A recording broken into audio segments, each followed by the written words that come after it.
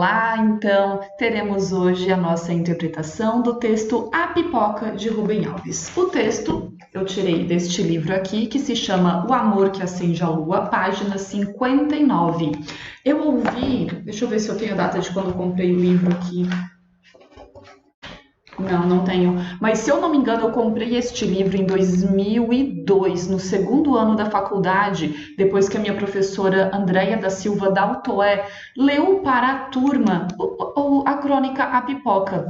Até aquele momento, meu cronista favorito era Luiz Fernando Veríssimo e suas crônicas de humor. Mas o Rubem Alves me tocou de um jeito, gente, que foi apaixonante e a consequência foi uma infinidade de livros dele. Primeiramente, vamos falar sobre crônica. O que é uma crônica? Qual é a característica deste gênero textual?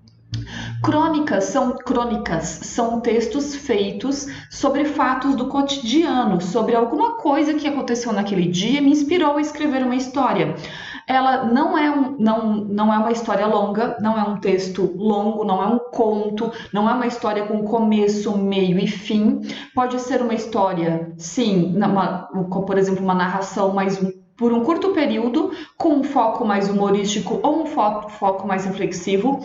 O Rubem Alves ele faz crônicas baseadas em fatos do seu dia a dia que causam reflexões, que faziam, com que ele refletisse sobre aquilo. Então, essa crônica pipoca, a partir de uma pipoca, ele conseguiu fazer todas aquelas reflexões lá do texto que eu espero que vocês tenham lido. Eu fiz a minha monografia da faculdade sobre ele, eu estava lendo aqui, fui pesquisar, eu tenho numa caixinha aqui guardada, né? Então, isso aqui foi meu pré-projeto, tirei 10. E esta aqui, deixa eu só tirar a página aqui, e este, então, foi o meu trabalho, minha monografia, e aqui tem um pouquinho sobre a vida de Rubem Alves. Gente, esse trabalho ficou muito bom, tenho muito orgulho dele. Tem aqui, também, dá pra ver a nota. Os meus avaliadores foram os coordenadores da faculdade. Coordenador geral do curso de letras foi meu avaliador, porque eu não tinha mais ninguém para me avaliar, mas eu consegui tirar 10 com louvor, gente, tive muito orgulho disso. Mas também falar sobre Rubem Alves ajuda. Dica, tá ficando muito longo o vídeo? Tá, provavelmente vai ficar porque eu sou prolixa, para quem não sabe, é pessoa que fala muito. Então, vai ali nas configurações do vídeo onde você coloca a legenda e aumenta a velocidade dele. Você pode assistir ao vídeo na velocidade 1.25, 1.5, 1.75, 2.0, ver como fica melhor para você, tá bom?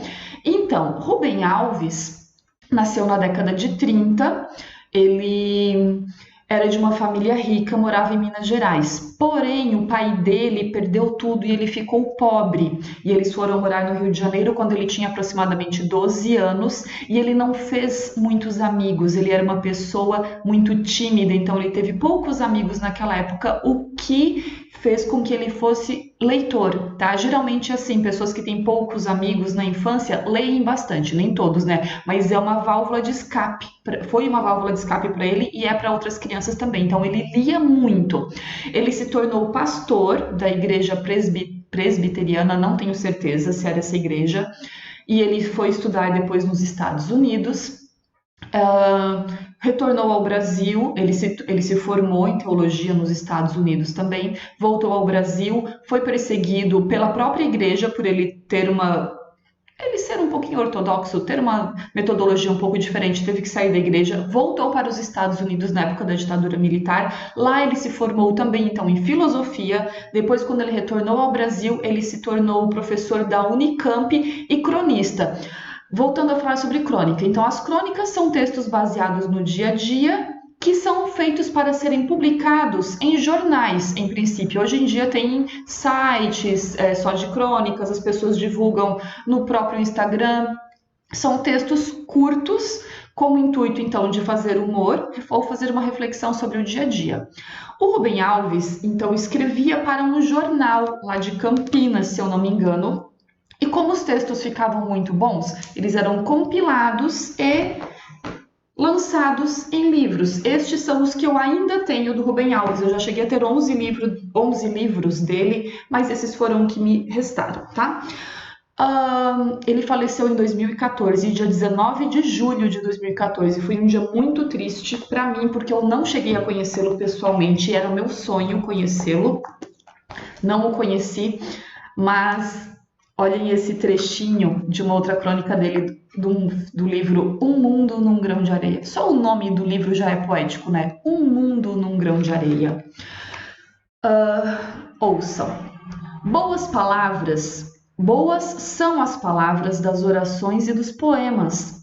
Elas têm o poder de transfigurar a face do medo. Medo da morte ficou suave porque o seu terror foi amenizado pela tristeza. Ah, Mário Quintana, como eu gosto de você, velho que nunca deixou de ser menino. Você sabia tirar o terror do medo rindo dele. Você lidava com seus medos como se fossem brinquedos. Delicioso esse brinquedinho. Aí ele cita Mário Quintana. Mário Quintana é o meu poeta favorito, para quem não sabe. Eu sou apaixonada por Mário Quintana. Creio que muito por influência de Rubem Alves. Eu gostava de Manuel Bandeira, gosto até hoje de Carlos Drummond de Andrade, gosto de Vinícius de Moraes, mas Mário Quintana é um amor puro. Ouçam então um poeminha que ele cita aqui sobre a morte de Mário Quintana. Um dia, pronto, me acabo. Pois seja o que tem de ser, morrer, o que me importa, o diabo é deixar de viver. Mário Quintana escrevia poeminhas curtos, porém de um poder de reflexão incrível, tá? Então, se vocês virem textos enormes do Mário Quintana por aí, ou textos com liçãozinha de moral no final, não acreditem, Mário Quintana não fazia isso, ele escrevia pouco e nos fazia refletir. A minha frase preferida, num poema do Mário Quintana, é a seguinte: a alma é esta coisa que nos pergunta se a alma existe. A alma é esta coisa que nos pergunta se a alma existe. Reflitam. É uma frase, mas com um poder de reflexão enorme. Então, aqui, um pouquinho sobre o Rubem Alves, eu já falei. Então, ele nasceu na década de 30, deixa eu ver, 1933. Ele era rico, ficou pobre, tinha poucos amigos, lia muito. Por isso que as obras dele são cheias de referências. Quando você lê Rubem Alves, você vê referências a Mário Quintana, a Fernando Pessoa, ao filósofo Nietzsche. Eu conheci Nietzsche também através do Rubem Alves. Na verdade, muitos outros escritores eu conheci por causa do Rubem Alves. Eu lia, ele fazia referência, eu ia atrás buscar essa referência.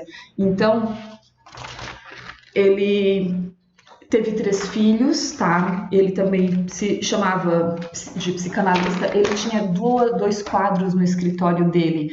Um chamado, escrito Carpe Diem e o outro Tempus Fugit. 2 frases em latim com um significado enorme. Então, para quem não conhecia essas 2 expressões, é legal fazer a anotação. Vou colocar na edição.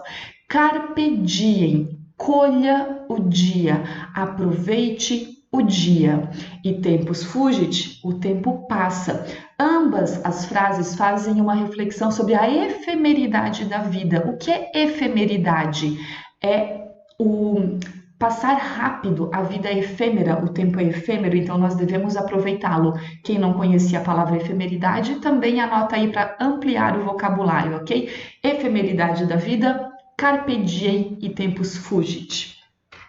Lindo. Rubem Alves é apaixonante. Para quem gosta de poesia, ele é apaixonante. Mas como assim, Silvana? Poesia? Mas ele escreve crônica? Como tem poesia numa crônica? Tem, gente. Vamos aprender então mais uma coisa hoje. Poema é o formato. Poema é o que está escrito em versos e estrofes. Tem a ver com a escrita em si. Já a poesia tem a ver com a emoção que nos causa. Eu posso ver uma bela paisagem. Eu faço muito isso, de olhar para a natureza. Eu tenho esse olhar para procurar a poesia na natureza, olhar para o céu e ver uma poesia naquele céu azul, naquelas nuvens. Ir para um lugar que tem uma cachoeira linda, maravilhosa. Eu gosto de fazer trilha. Quem já olhou minhas fotos no Instagram percebeu isso. Eu adoro fazer trilhas, ir para o meio da natureza, porque eu acho que nós temos um contato com Deus fazendo isso. Nós enxergamos poesia nestes momentos também, tá? Tendo contato com a criação de Deus. Então, quando eu vejo uma bela cachoeira, eu vejo poesia. Quando eu vejo o mar infinito, azul, contrastando com o céu ou se confundindo com o céu, eu vejo poesia. Poesia não está ligada só à forma, e sim ao sentimento que ela nos causa, ok? Agora vamos à crônica em si, a pipoca. Então aqui agora o texto A Pipoca. Vamos diretamente a ela. A culinária me fascina. Mais uma informação sobre Rubem Alves. Ele, depois de se aposentar, ele foi dono de restaurante lá em Campinas, tá? Aqui ele fala, então, que ele não se atreve a cozinhar, mas que ele reflete sobre a comida, a culinária literária. O que seria a culinária literária? Conseguiram entender? É a capacidade de refletir a partir da comida. Quando eu pego, quando eu ganho, quando eu recebo, quando eu cozinho, eu reflito sobre aquilo. Quem foi a primeira pessoa que inventou aquele prato? Quem foi o ser celestial que criou aquilo? Por exemplo, há alguns meses, ao fazer um prato, não lembro mais nem o que eu estava fazendo, eu pensei, estava fazendo cachorro-quente, e nós misturamos manjericão no molho do cachorro-quente, e eu pensei, quem foi o ser abençoado que descobriu que misturar manjericão com tomate seria uma coisa tão maravilhosa?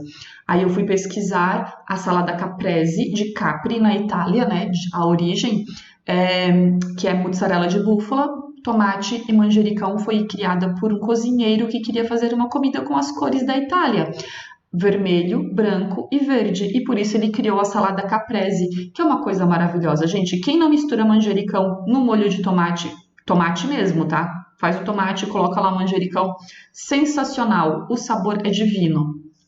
Mas então, as comidas foram inventadas por alguém, e a partir disso Rubem Alves criava poesia. Criava porque ele criou poesia durante boa parte de sua vida, foi mais de uma vez, por isso a gente usa o pretérito imperfeito, criava durante muito tempo, e no passado porque ele já faleceu, infelizmente, as pessoas não são eternas, né? Aí ele fala sobre várias comidas que já viraram assunto de crônicas. Lembrando, então, crônicas são reflexões ou textos de humor sobre assuntos do dia a dia, e ele refletia, então, sobre qualquer coisa, e comida era um destes assuntos. E ele falou que ele escreveu como filósofo, poeta, psicanalista e teólogo, todas essas coisas que ele foi durante a vida, porque a culinária estimula todas essas funções do pensamento. Aqui no segundo parágrafo tínhamos uma palavra que talvez vocês não conhecessem, oníricas. Se pesquisaram ou não, não sei, mas tinha o significado dela aqui na frase seguinte: provoca a minha capacidade de sonhar. Então, tudo que faz você sonhar é algo onírico. Onírico tem relação com o sonho. Aí ele fala como ele começou a pensar sobre a pipoca, através de uma consulta de psicanálise de uma paciente dele, a pipoca, e os pensamentos começaram a estourar como pipoca. Ele faz essa comparação. Aqui, o pensamento, minhas ideias está com acento ainda, porque eu peguei do texto original e não mudei, tá, gente? Por isso tem esse sic, significa que está igual ao texto do autor. As ideias pipocam na nossa mente, pipocam, ou seja, elas saltam, elas surgem do nada. As melhores ideias, segundo ele, se revelam dessa forma. Poético, porque ao pensar nelas, as pipocas, meu pensamento se pôs a dar estouros e pulos como aqueles das pipocas dentro da panela. Então ele faz uma comparação entre as pipocas e os pensamentos. Aí ele fala sobre o sentido religioso da pipoca, que tem sim algumas religiões que usam a pipoca como nós usamos o pão e vinho na religião cristã, não sei a religião das pessoas que estão assistindo, né?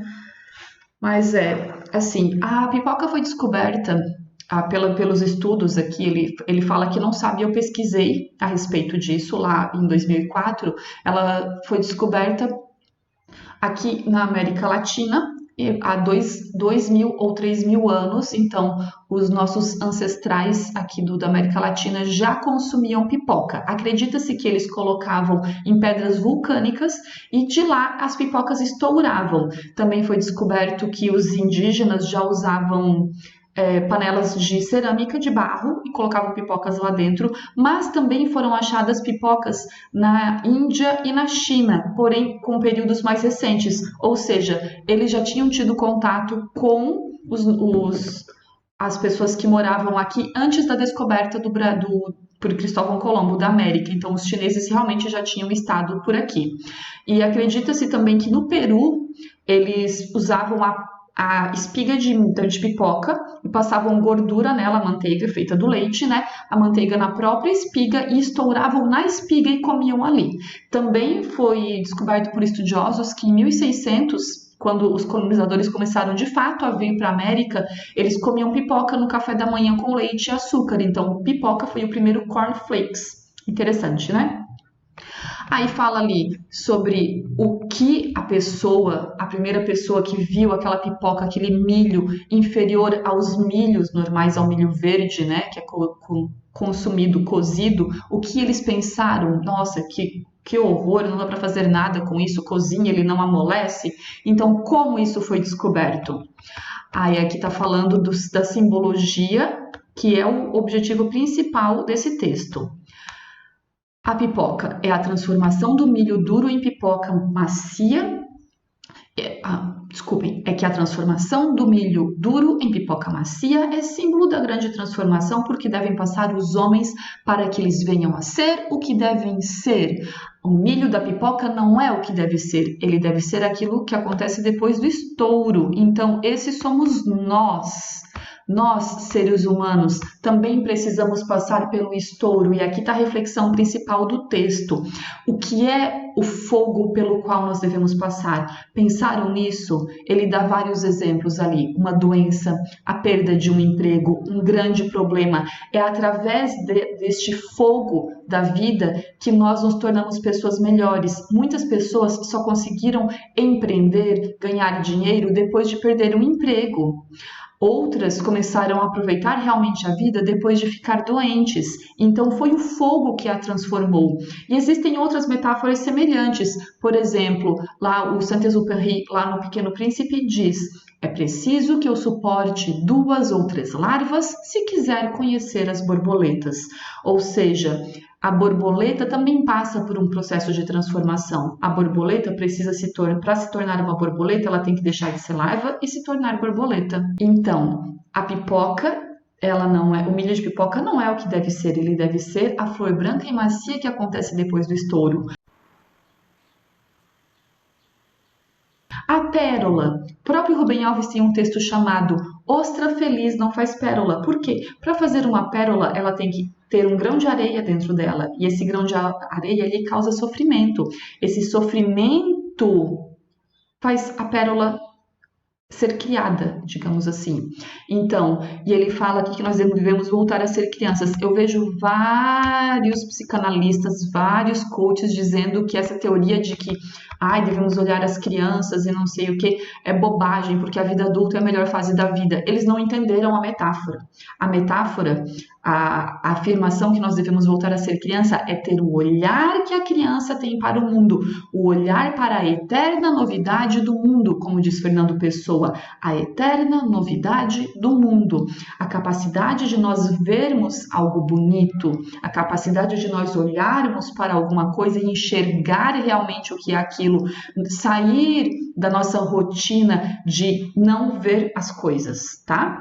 Vou dar um exemplo. Às vezes nós fazemos um caminho diariamente. Quando eu ia para a escola de ônibus, em 2015, aqui no trecho, aqui em Pomerode, havia vários ipês floridos sempre no mês de setembro. Eu ia encantada pelo caminho, olhando os ipês, procurando os ipês naquelas semanas, pouquíssimas semanas em que os ipês estavam floridos. E a maioria das pessoas estava cabisbaixa, mexendo no celular, talvez, algumas outras dormindo, não estavam observando a beleza, a comunicação que a natureza tem conosco. Então, vamos ver a beleza do mundo, essa capacidade que a criança tem de se encantar e nós perdemos no nosso dia a dia. Às vezes você faz o mesmo caminho todos os dias e quando você vê, construíram um prédio e você nem percebeu aquele prédio sendo construído porque você está ligado no automático, ok? Vamos lá, então. Aqui ele fala o que pode ser o fogo, né? Perder um amor, perder um filho, ficar doente, perder um emprego, ficar pobre. Pode ser fogo de dentro, pânico, medo, ansiedade, depressão. Nós estamos passando pelo fogo agora. Essa pandemia pode ser considerada um fogo de fora, algo que nós não temos remédio, algo que nós não podemos fazer, mas nós podemos usar para aprender. Nós podemos sair dessa pandemia como pessoas melhores. Podemos fazer coisas melhores, olhar para o mundo de um jeito melhor, aproveitar os momentos em que nós podemos ficar com a família, os momentos em que nós podemos passear, aproveitá-los de uma forma mais efetiva, porque antes nós não dávamos o valor adequado. Então, isso nós temos que repensar. Ok? Então, nós vamos sair dessa quarentena como? Como piruás, duros, quebra-dentes, ranzinzas, magoados, teimosos, ou vamos nos abrir e virar flores brancas e macias e ter um olhar para a eterna brincadeira do mundo, para a eterna novidade do mundo? Esta é a mensagem. Na próxima semana, quando eu puser o novo texto, amanhã quem vai pôr o texto é a professora Vanessa, eu vou deixar algumas perguntas já direcionadas para que vocês façam a reflexão durante a leitura. E a minha dica, então, anotem as palavras que vocês não conhecem, anotem as citações que vocês não conhecem para que vocês possam usá-las a partir de agora no seu dia a dia. Quem quiser ter uma escrita um pouco melhor. A construção frasal, essa parte aqui, ó. Quem quer preservar sua vida, perdê-la-á. Usando a mesóclise aqui, né? A sua presunção e o seu medo são a dura casca do milho que não estoura. O destino delas é triste. Vão ficar duras a vida inteira. Não vão se transformar na flor branca e macia. Não vão dar alegria para ninguém. Terminado o estouro alegre da pipoca, no fundo da panela ficam os piruás que não servem para nada. Seu destino é o lixo. Então, seremos pipocas ou seremos piruás? Nosso destino será o quê? O lixo ou a alegria dos outros? Nós podemos levar a alegria às outras pessoas. Eu já fiz um texto falando sobre felicidade. Nós podemos fazer algo para deixar os outros felizes também. Então, nós podemos melhorar o mundo à nossa volta. Não podemos fazer uma coisa para melhorar o Brasil, mas poderemos fazer alguma coisa para melhorar a vida da pessoa que está conosco. Façam alguma coisa do tipo, ajudem outras pessoas a serem felizes e isso vai retornar para vocês também, ok? Muito obrigada. Eu espero que vocês tenham aprendido alguma coisa. Espero sugestões de vocês também depois, ok?